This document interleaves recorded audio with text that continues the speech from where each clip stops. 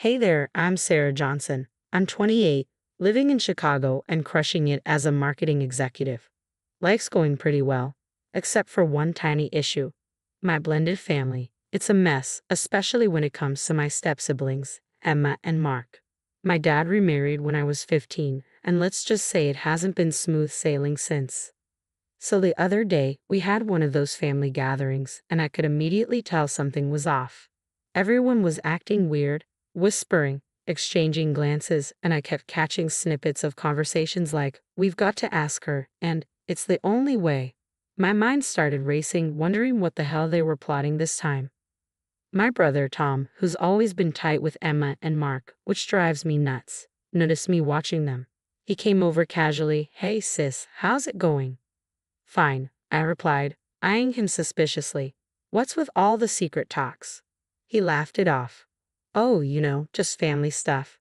"Yeah, right." I decided to play it cool and mingle, but I stayed on high alert. My stepmom Patricia cornered me by the snack table. "Sarah, dear, it's so lovely to see you. We don't get together enough." I forced a smile. "Yeah, work's been crazy." "Well, family should always come first," she said, giving me this intense look that made me super uncomfortable. I excused myself, needing a breather, and headed to the bathroom. On my way back, I overheard Emma talking to her husband James. "We have to tell them soon. They're getting suspicious." "I know, but what if she says no?" James replied. I froze. Were they talking about me? What the hell was going on? The rest of the night, I was watching everyone like a hawk. My dad was being extra nice, Mark kept trying to make conversation, and Emma looked like she was on the verge of tears the whole time. By the time I left, my head was spinning. I had this sinking feeling that something big was coming, and I wasn't going to like it. On my drive home, I called my best friend, Olivia. "Liv, you won't believe the weirdness I just experienced." "Spill it, girl. What happened?" I filled her in on all the bizarre behavior and hushed conversations. "Sounds fishy," she said. "Want me to do some digging?" "Nah, I got this. But thanks. I'll keep you posted." Little did I know, this was just the beginning. My family was sitting on a bombshell, and it was about to blow my world apart. Fast forward a week after that strange family gathering. Tom calls me up, sounding all serious. "Sarah, we need to have an important family discussion. Can you come to dinner at Dad and Patricia's?" I knew something was up, but I agreed, figuring I might as well face whatever this was head on. When I arrived, the tension was so thick you could cut it with a knife. Everyone was sitting around the dining room table, looking like they were at a funeral. "All right," I said, taking a seat. "What's this all about?" Emma immediately started crying. Through her sobs, she went on about her fertility issues and how James' family was pressuring them for grandkids. I was sympathetic, but still confused. What did this have to do with me? Then Mark dropped the bomb. "Sarah, we were hoping you'd consider being a surrogate for Emma and James." I nearly choked on my water. "Excuse me?"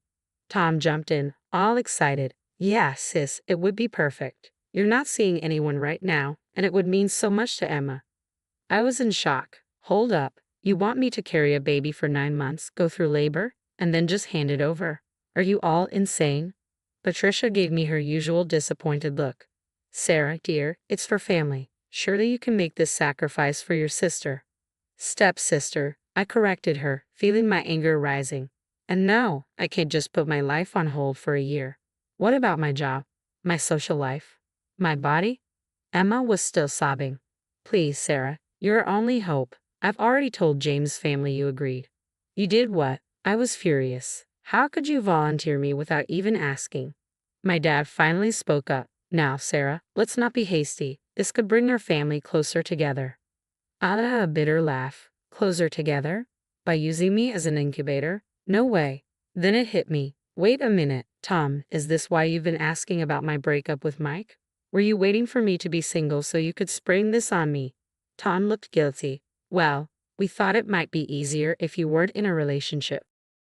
I stood up, pushing my chair back. "I can't believe this. You've all been plotting behind my back, manipulating me. And for what? So Emma can have a baby." "It's not just about the baby," James said quietly. "My family, they might cut me off if we don't have a child soon." "That sounds like a you problem," I snapped. "Not a me problem."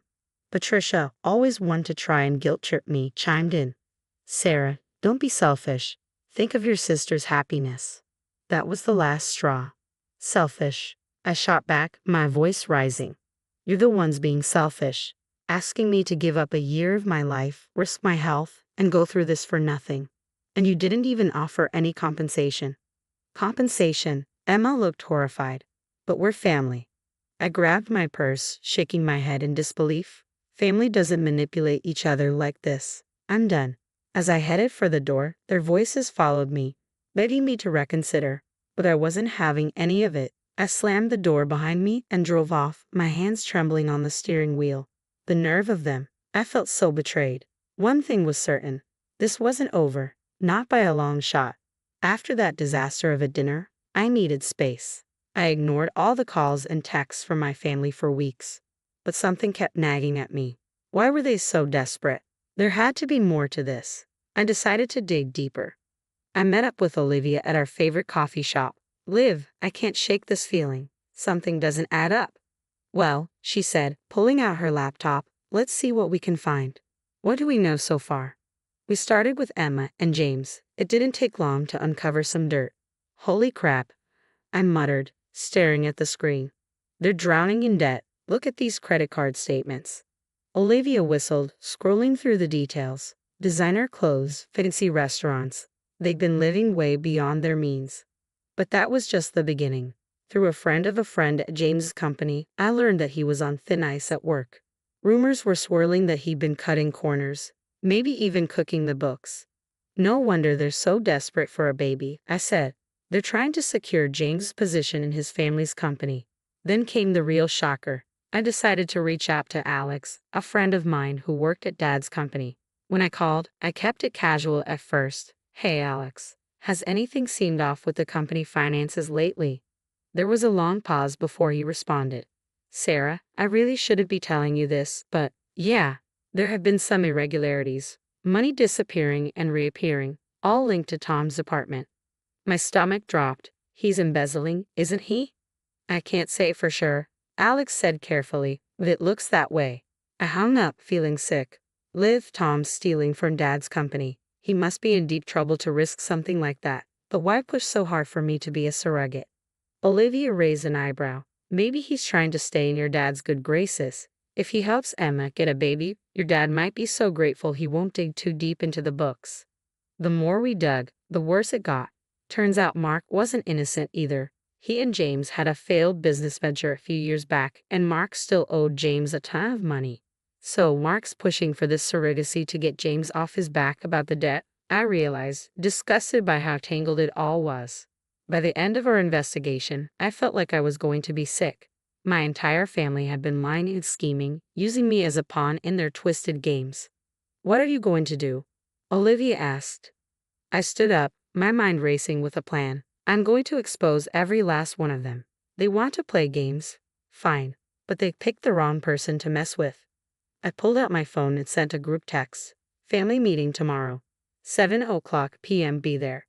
It was time to end this, once and for all. They thought they could manipulate me. They had no idea what was coming. The next evening, I walked into my parents' house, a folder full of evidence in one hand and a heart full of determination. Everyone was already seated when I walked in, tension thick in the air. They looked nervous, exchanging glances, clearly unsure of what was coming. I stood in front of them, my voice steady. Thanks for coming. I've been thinking about your proposal. Emma perked up, hopeful. Does this mean you'll do it? I gave her a cold smile. Not exactly. See, I've been doing some digging, and I've made some interesting discoveries. I turned to Tom first. Let's start with you, big brother. Embezzling from Dad's company. Really? The color drained from Tom's face. What are you talking about? I pulled out the papers I'd gathered. I've got proof right here. Want me to show Dad? Dad stood up, shock spreading across his face. Tom, is this true? Tom stammered, trying to deny it, but his guilt was written all over his face. Next, I turned to Mark. And you, pushing for this surrogacy to get James off your back about that failed business debt? Classy move. Mark's eyes widened. How did you? I have my ways, I cut him off. Just like I know about Emma and James living beyond their means, racking up debt, and James's shady practices at work. Emma burst into tears while James looked like he wanted to sink into the floor. I faced Dad and Patricia, and you too, willing to sacrifice my health and future just to keep this facade of a happy family going. Patricia opened her mouth to speak, but I raised my hand. I'm not finished. You all thought you could use me, manipulate me. Well, guess what? I'm done. Done with the lies, the schemes, all of it. The room erupted into chaos. Accusations flew, tears flowed, and years of pent-up resentment came crashing down. In the midst of it all, Dad approached me, looking devastated. Sarah, I had no idea about any of this. I'm so sorry. I softened just a little. Yeah, well, maybe pay more attention to what's happening in your own family next time. As the dust began to settle, I made my position clear. I'm cutting ties with all of you, except Dad, if he's willing to make amends. The rest of you, don't contact me again. I walked out of that house feeling lighter than I had in years. Over the next few months, I watched from a distance as my family's carefully constructed lies unraveled. Tom lost his job and faced legal trouble. Mark's reputation took a hit, and his career suffered. Emma and James's marriage crumbled under the strain. As for me, I threw myself into my work, earning the big promotion. I deepened my friendships with people like Olivia, who had supported me through everything. 6 months later, I heard some news that made me smile. James's company had gone bankrupt due to fraud, and he was facing charges. Emma, now broke and divorced, tried to reach out to me, but I ignored her calls. Standing in my new apartment in New York, where I'd moved for an amazing job opportunity, I realized something. Sometimes the family you choose is better than the one you're born into. I'd lost a toxic family, but I'd gained something far more valuable: self-respect and freedom. And you know what? I wouldn't have it any other way. The story's over, but I've got a question for you. If you were in my shoes, would you consider forgiving any of my family members? Emma's now divorced and struggling. Should I give her another chance, or was cutting ties completely the right move? Drop your thoughts in the comments below.